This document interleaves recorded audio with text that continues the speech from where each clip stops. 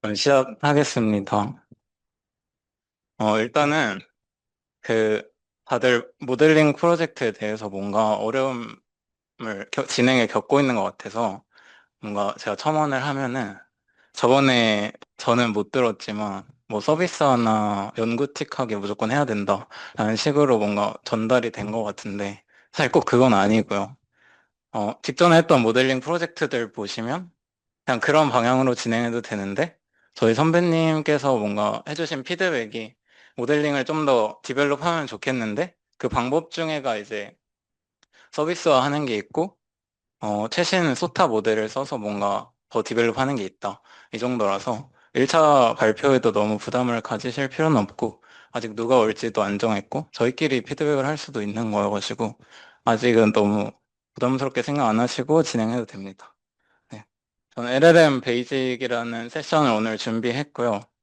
목차는 저희 기본적으로 자연어 처리가 어떤 건지에서부터 트랜스포머 연산에 필요한 어텐션 연산까지 오늘 진행할 예정입니다.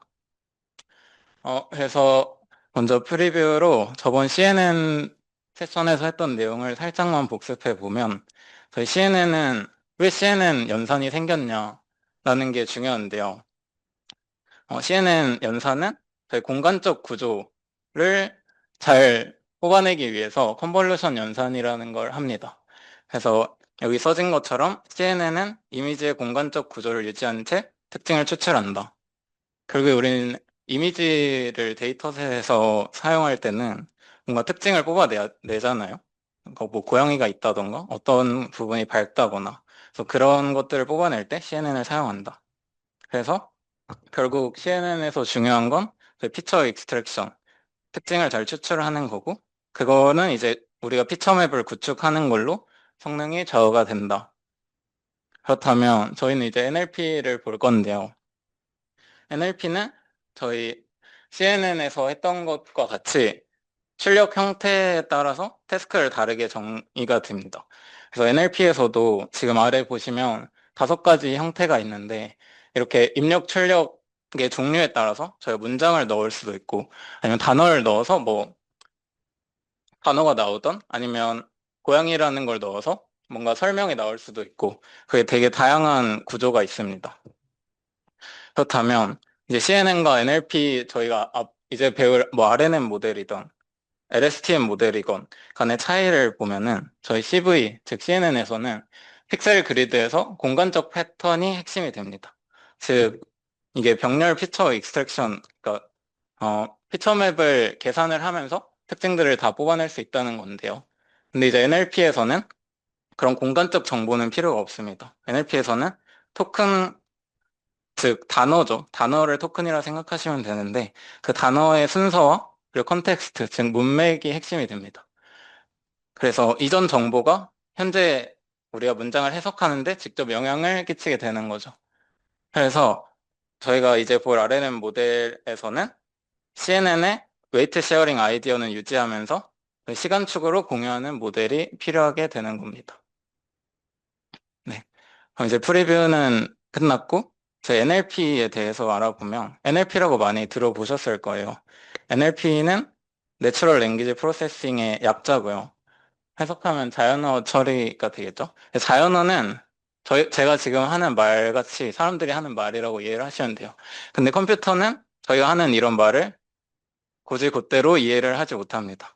여기 사진에서 나온 것처럼 컴퓨터는 이진법 숫자로 저희의 자연어를 이해를 하게 되는데요. 그럼 결국 기초가 되는 게 우리의 언어를 먼저 컴퓨터가 이해할 수 있게 하자.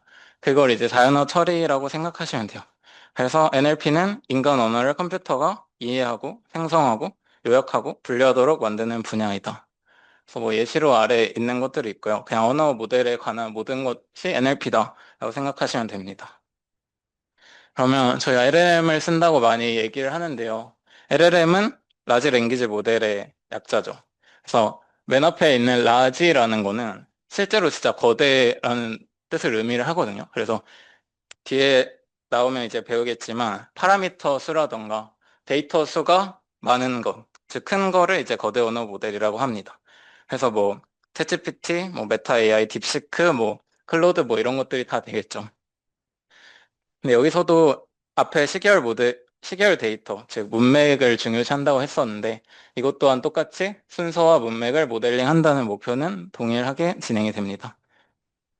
그럼 이제 본격적으로 어, 어텐션 연산까지의 저희 흐름을 쫙 볼 건데요. 먼저 앞에서 라지 랭귀지 모델 나왔잖아요. 기초는 랭귀지 모델이 됩니다. 그러면 라지 랭귀지 모델과의 차이점은 뭔가 파라미터도 적고 데이터도 적고 그냥 가장 기초적인 언어 모델이라고 생각하시면 돼요.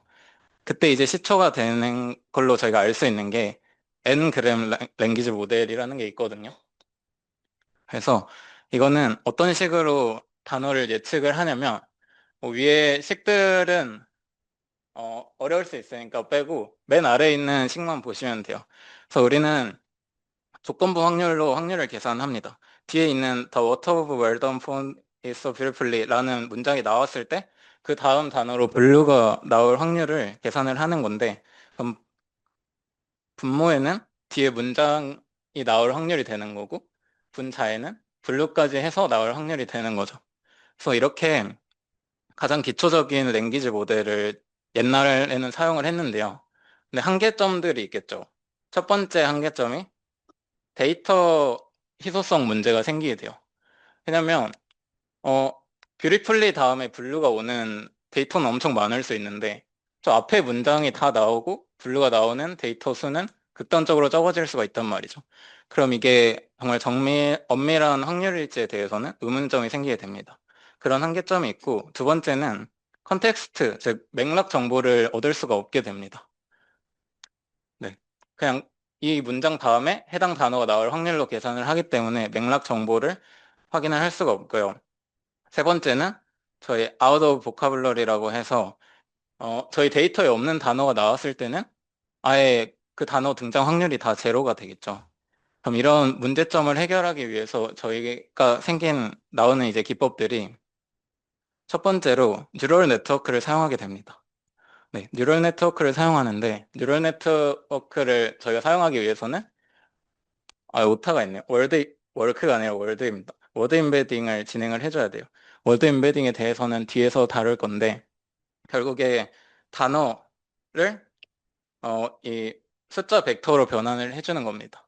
그래서 뉴럴 네트워크에 넣으면 저희는 첫 번째 문제를 해결할 수 있게 돼요. 그래서 데이터 희소성의 문제를 이렇게 해소를 하게 되고요. 두 번째, 저희 맥락의 문제에 대해서는 뒤에서 배울 리커런트 뉴럴 네트워크 모델들을 도입을 하면서 해결을 합니다. RNN과 LSTM 같은 모델들이 있고요. 이거는 네, 뒤에서 배우겠지만 리커런트라는 방법을 사용해서 맥락적 정보를 계속 뒤로 넘겨주면서 이 맥락을 유지하지 못한다는 문제를 해결해 줍니다. 그 다음에 OOV 문제는 어, 보지 못한 단어가 나왔을 때의 문제인데 그거는 토크나이제이션이라고 저희가 단어를 더 작게 작게 쪼개게 돼요. 그래서 이렇게 함으로써 해결을 하게 됩니다. 그러면 이제 앞서 말한 흐름대로 진행을 해볼 건데 저희는 단어 임베딩을 해줘야 합니다. 그 단어 임베딩을 해줘야 하는 이유는 어, 모델은 텍스트를 그대로 이해하지 못하고 저희 숫자 형태로 집어 넣어줘야 돼요. 숫자 형태의 벡터로 집어 넣어줘야 컴퓨터는 이해를 할 수 있습니다. 그래서 가장 단순한 방법으로는 원핫 벡터 방법이 있고 근데 이는 의미를 충분히 담지 못하게 돼요. 그래서 저희는 월드 임베딩 방법을 쓰게 되는데 네. 먼저 펄스 리프레젠테이션이라고 해서 이게 대표적인 원핫 벡터 표현이에요. 그래서 표현하고자 하는 단어만 1이고 나머지 값은 0으로 벡터 표현을 하게 됩니다. 그래서 예를 들어 저희가 강아지라는 단어를 표현할 때 맨 앞만 1, 나머지는 다 0으로 표현을 하게 되는 거죠. 근데 이렇게 하게 되면 벌써 뭔가 잘못됐다, 문제점이 너무 많을 것 같다라는 생각이 들게 되는데요. 일단 저희가 쓰는 단어는 진짜 너무 많죠. 수백만 개가 될 수도 있고 그런데 그럼 이 벡터의 크기가 1 곱하기 뭐 수백만의 벡터가 돼버리게 돼요. 그럼 일단 그것부터의 차원의 문제가 생기게 되고요. 차원의 문제가 생긴다는 건 계산량이 너무 많기 때문에 모델로서 이게 이루어질 수 없다. 메모리 연산에 낭비가 생긴다라는 거고요. 두 번째 문제점은 올소고널리티 문제로 모든 단어 벡터가 서로 직교를 하게 돼요. 그래서 그거는 여기 오른쪽 위에 그림을 보시면 뭐 테디베어나 북, 소프트를 저희가 3차원으로 표현을 했어요. 그래서 이거를 3차원의 원합 벡터로 표현했는데 세 개가 결국 다 직교하는 형태로 만들어지게 됩니다. 직교한다는 건 두 벡터를 곱했을 때 0이 나오게 되죠. 그래서 모든 단어 벡터가 서로 직교를 하게 됩니다. 그래서 강아지, 개, 퍼피 결국에 똑같은 뜻의 단어인데 가깝다는 정보 표현이 안 되게 돼버리는 겁니다. 그래서 결과적으로 모델을 단어 의미를 학습해서 만들기 어렵고 일반화도 비효율적이다. 그래서 우리가 사용하는 건 댄스 리프레젠테이션을 한다. 이게 이제 앞에서 말했던 월드 임베딩이 되는 거고 벡터 값은 저희 사람이 임의로 정하는 게 아니라 데이터에서 학습이 되며 비슷한 문맥에서 쓰이는 단어는 가까운 위치로 가게 됩니다. 앞에 나왔던 뭐 강아지, 퍼피, 개 이런 것들이 컴퓨터는 이걸 월드 임베딩 했을 때 다 비슷한 단어로 인식을 하게 되는 거죠. 이렇게 되면은 좋은 게 차원 축소로 효율이 증가하게 되고요. 의미 유사도로 표현 가능합니다. 그래서 아래 사진 보시면 원합 벡터로 했을 때는 뭐 의미가 없던 것들이 월드 임베딩 했을 때 뭔가 이 방향이 유사한 것들을 볼 수가 있죠. 그래서 그런 것들로 저희는 월드 임베딩을 해야 된다. 그렇다면 단어를 저렇게 표현해야 되는 건 알겠는데 우리는 앞서 말했던 모르는 단어가 나왔을 땐 어떻게 해야 될까라는 거죠. 그래서 이 방법에 대해서는 토크나이제이션이 해결을 해줍니다. 그래서 맨 오른쪽 보시면 월드 베이스 모델이라고 있잖아요. 이게 단어 하나하나를 다 저희가 원합 벡터 하는 것처럼 네, 데이터 베이스에 넣는 거예요. 그 다음에 가운데 있는 게 서브월드 레벨으로 약간 형태소 다음 그게 뭐죠? 기억이 잘 안 나는데 그렇게 쪼개서 학습을 하는 게 서브월드 레벨이고요. 캐릭터 레벨 이게 이제 뭐 형태소 단위라고 생각하시면 돼요. 알파벳 하나하나 넣어서 이것들로 의미를 조합한다 라고 생각하시면 됩니다. 그래서 어떤 토크나이제이션을 선택하냐에 따라서 보카블러리 사이즈 즉 저희 데이터 크기가 결정이 되고 시퀀스 랭스 문장의 길이가 달라지게 됩니다. 토큰 개수라고 생각하시면 돼요. 그러면 어, 앞에서 봤던 것 중에 저희 서브월드 레벨 옆에 BP라고 있잖아요. 이게 어떤 식으로 작동하는지만 뒤에서 한번 봐보겠습니다. 그래서 토크나이제이션의 한 가지 표현 방법 중에 이제 바이트 페어 인코딩 BP라고 있습니다. 이건 어떻게 하는 거냐면 앞서 말했듯이 아예 형태소 단위로 쪼개는 건 아니거든요.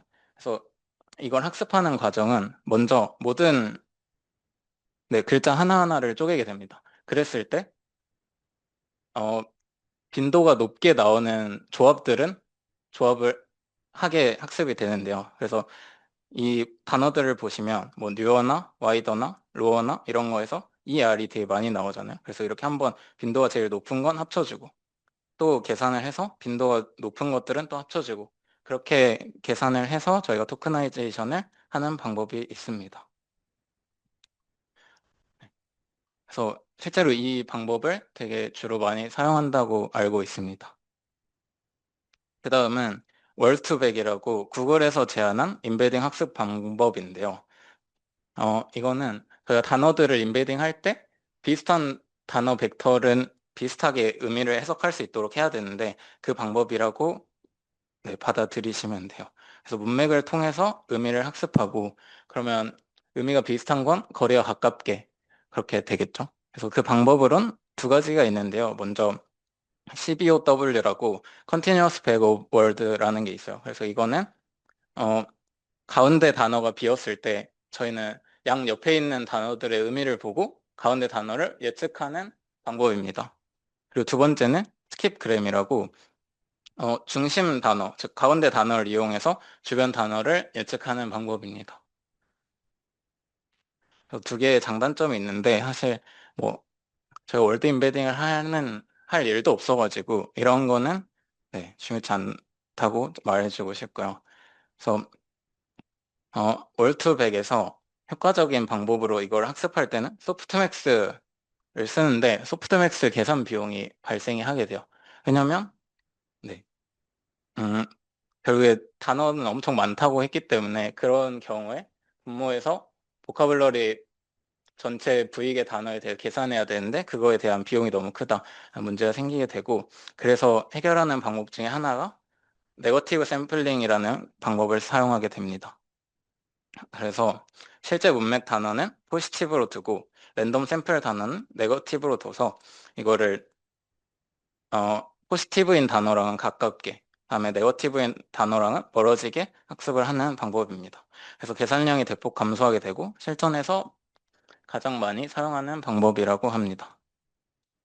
두 번째 방법은 단어를 트리 구조로 구성하는 계층적 소프트맥스가 있는데요. 확률 계산을 트리 경로의 곱으로 분해한다. 그래서 저희 복잡도를 OV에서 Olog V로 줄일 수가 있다.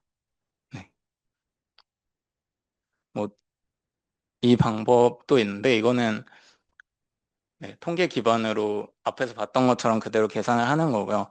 저희가 앞에서 월드 임베딩이랑 토크나이제이션 봤는데 월드 임베딩은 제가 앞서도 말했듯이 저희가 실제로 할 일이 진짜 없습니다. 데이터셋을 있는 걸 쓸 거고 다 대기업 이런 전문가들이 해주기 때문에 이런 식으로 이루어진다 정도만 알면 될 것 같고요. 저희 이제 RNN 모델을 들어가게 될 건데 저희 뱃살 지원하실 때 많은 분들이 시계열 분석에 관심이 많다고 해주셨어요. 근데 어, 시계열 데이터, 즉 시간의 흐름이 있는 데이터들은 저희 실제 세계에도 되게 많은데요. 이런 영상이 될 수도 있을 것이고, 저희 뭐 주가 데이터가 될 수도 있을 것이고, 오른쪽에 있는 음성 데이터인데 음성 데이터도 시계열 데이터가 됩니다. 근데 이거는 시간에 따라 서로 연관관계가 생겨버려요. 그래서 이 영상 데이터 같은 경우에도 제가 지금 픽셀 시간 단위로 잘라놨지만 이게 뒤엉키는 순간 의미가 다 달라져 버리고 문제가 생기게 되죠. 그러면 저희가 쓰는 문장이나 글도 똑같이 문제가 생기게 되는데요. 순서가 의미를 만들게 됩니다. 그래서 시퀀셜 데이터는 순서가 곧 정보가 되고 시점 간 의존 관계가 성능을 좌우하게 됩니다.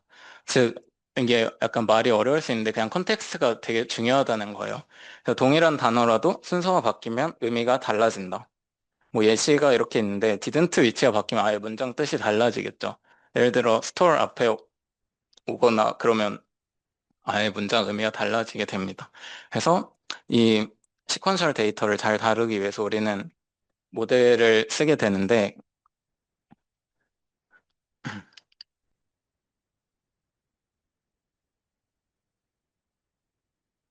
네. 우선 순방향 신경망이라는 걸 사용하게 됩니다. 피드포워드 네트워크라고 많이 말을 하는데요. 딥러닝의 기초가 되는 구조가 되겠죠. 그래서 MLP라는 용어를 까먹으셨으면 저희 멀티 레이어 퍼셉트론입니다. 그래서 딥러닝의 기초가 되는 건데 그걸 이제 입력 차원이 고정되어 있어 길이가 변하는 시퀀스를 다루기 어렵습니다. 그러면 문장 길이가 다르면 입력 벡터 길이도 달라지게 되는데 이 단순 ML 멀티 레이어 퍼셉트론을 쓰면 매번 구조를 바꿔야 되는 문제가 생기게 돼요. 그래서 저희가 중요한 건 문맥 정보인데 이 문맥 정보를 계속 가져가기가 되게 어려워지게 됩니다. 그래서 저희가 필요한 건 스테이트풀 모델이라고 이 문맥 정보를 계속 가져갈 수 있는 모델이 필요합니다. 그래서 나온 게 과거 정보를 요약한 상태를 다음 시점으로 넘기는 구조, 즉 RNN이 나오게 됩니다.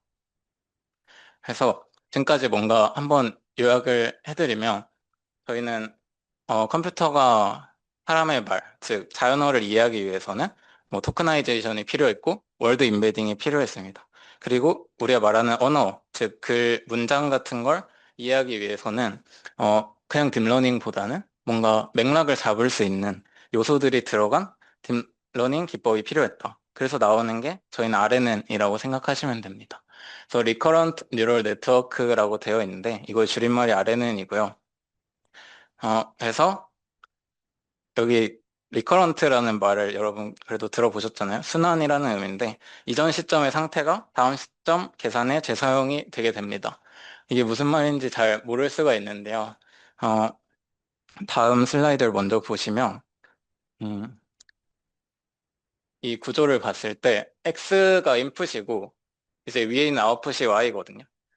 5가 됐네요. 5가 아웃풋인데 저희가 그냥 X를 넣어서 5가 나오는 게 아니죠. 가운데 보시면 H라는 이게 그냥 레이어 하나라고 생각하시면 되는데 H도 정보가 계속 넘어가는 걸 볼 수가 있어요. 그래서 이게 어떤 구조냐면 매 시점에서 입력 XT와 이전 히든 스테이트 H를 결합하여 현재 히든 스테이트를 만들게 됩니다. HT라는 거는 지금까지 본 정보를 요약한 상태, 네, 라고 이해를 하시면 되고요. 즉, 인풋을 하나 넣었을 때 저희는 히든 스테이트를 만들게 되는데 그 히든 스테이트는 지금까지 본 정보를 요약한 상태라고 이해하시면 됩니다.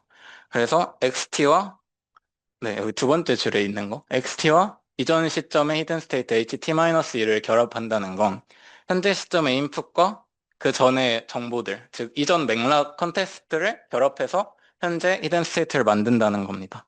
그리고 그 현재 히든 스테이트를 이용해서 아웃풋 단어를 내뱉는 구조가 저희 RNN의 구조라고 이해하시면 됩니다.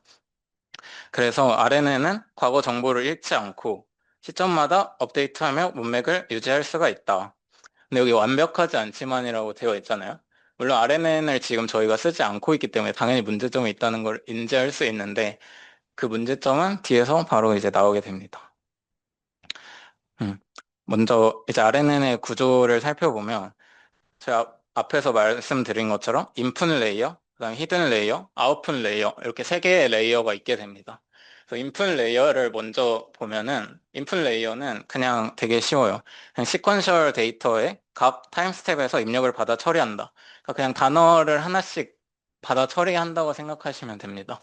그래서 입력은 보통 토큰의 월드 임베딩 값, 즉 컴퓨터가 이해할 수 있게 저희 뭐 물병 이런 게 아니라 그거 월드 임베딩한 벡터가 들어가게 되고요. 상태라고 되어 있는 히든 스테이트는 이전 시점에서 현재 입력을 결합해와 HT로 변하게 됩니다. 그리고 출력은 YT가 되고요. 그 다음에 두 번째 레이어인 히든 레이어를 보면 현재 입력과 이전 시점의 히든 스테이트를 결합해서 새로운 히든 스테이트를 생성한다. 이 새로운 히든 스테이트가 현재 단어까지의 컨텍스트를 다 가지고 있는 겁니다. 네. 그랬을 때 아래 있는 건 현재 히든 스테이트의 계산식인데요. 이게 되게 복잡할 수도 있는데, 음, 쉽게 설명을 드리면, 저희가 이 RNN 구조에는 가중치가 총 3개가 존재를 합니다. 지금 구조에 잘 보시게 되면 W가 세 종류가 존재를 해요. WX, WH, WY 이렇게 해서 입력, 히든, 아웃풋 이렇게 해서 하나씩 가중치가 있다고 생각하시면 되는데 저희가 인풋과 이전 히든 스테이트를 결합한다 했잖아요. 그래서 이거에 맞는 가중치를 곱해서 선형 결합을 하고 그 다음에 여기 있는 기호는 비선형 함수라고 이해하시면 됩니다. 앞으로 계속 이런 기호를 쓸 거라서 비선형 함수다. 비선형 함수는 저희가 어떤 거 있는지 그 인트로트 DL 시간에 얘기했었는데 뭐 렐루 비선형이 있을 수도 있고 시그모이드 아니면 하이퍼볼릭 탄젠트가 있을 수 있는데 RNN에선 하이퍼볼릭 탄젠트를 사용하게 됩니다. 그럼 왜 하이퍼볼 탄젠트를 사용하게 되냐면 RNN은 같은 연산을 반복을 계속하게 돼요. 히든 스테이트가 계속 업데이트가 되고 문장 길이가 길어지면 더 많이 계속 연산이 되겠죠. 근데 같은 연산을 반복하기 때문에 값이 쉽게 커지거나 작아지는 것을 막기 위해서 하이퍼볼릭 탄젠트를 비선형 함수로 사용을 하는 거예요. 그러면 하이퍼볼릭 탄젠트는 출력이 마이너스 1에서 1까지로 제한이 되기 때문에 상태가 저희 폭주하는 것을 완화할 수가 있습니다. 이 문제를 저희 들어보셨을지 모르겠지만 그라디언트 익스플로딩이라고 하죠. 근데 그 반대로 마이너스 1과 1 사이기 때문에 그 값이 계속 곱해지면 값이 계속 작아지게 되겠죠. 1보다 작은 값을 곱하니까. 그래서 베니싱 그라디언트 문제가 발생하게 됩니다. 근데 베니싱 그라디언트 문제가 생긴다는 거는 저희가 정보를 넘길 때마다 가중치가 점점 작아진다는 거거든요. 그러니까 오래된 정보는 가져갈 수가 없는 문제가 생기게 돼요. 그게 이제 장기 의존성 문제라고 언급이 됩니다. 뒤에서도 많이 나올 텐데 장기 의존성 문제라는 거는 저희가 말을 길게 문장을 뱉었을 때 앞에 단어를 얘가 쉽게 말해 이해를 못하는 거예요. 기억을 못해서 엄청 앞에 단어가 지금 내가 하는 말과 관련이 있는데 그거를 이제 기억을 못하는 거죠. 그랬을 때 장기 의존성 문제가 되는 거고 헛소리를 뱉어낼 수가 있다.